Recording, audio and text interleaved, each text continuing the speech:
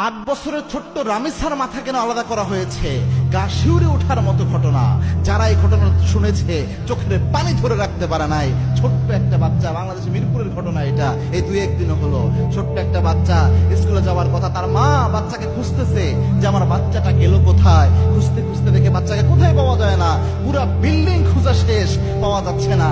অবশেষে দেখলো পাশের ফ্ল্যাটের সামনে ছোট্ট বাচ্চার একটা জুতা দেখা যায়, একটা জুতা পরে আছে। মা চিন্তা করলো হয়তো এই বাসার মধ্যে ঢুকতে পারে আমার ছোট্ট মেয়েটা। মা দরজায় নক করছে, কিন্তু ওই দরজা খোলা হচ্ছে না।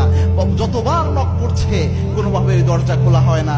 অবশেষে 999 যখন কল দিল, ওই মহিলা কল দিয়ে যখন পুলিশ আসলো, দরজা ভেঙে ভিতরে ঢুকে দেখে তার বাচ্চার নিথর দেহটা পড়ে রয়েছে। 8 বছরের বাচ্চা, কিন্তু মাথা নাই, শরীরের সাথে মাথা অবশিষ্ট নাই।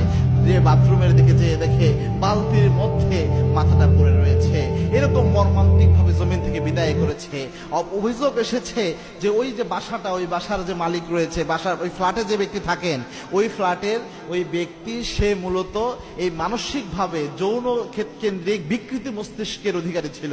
মানে এই যৌন কেন্দ্রিক বিকৃত মস্তিষ্ক থাকায় এই ছোট্ট বাচ্চাদের উপর অমানবিক নির্যাতন তার শরীরের উপর চালিয়েছে, শ্লীলতাহানি করেছে। অবশেষে প্রমাণকে লুকানোর জন্য এইভাবে তাকে জমিন থেকে বিদায় করে দেওয়া হয়েছে।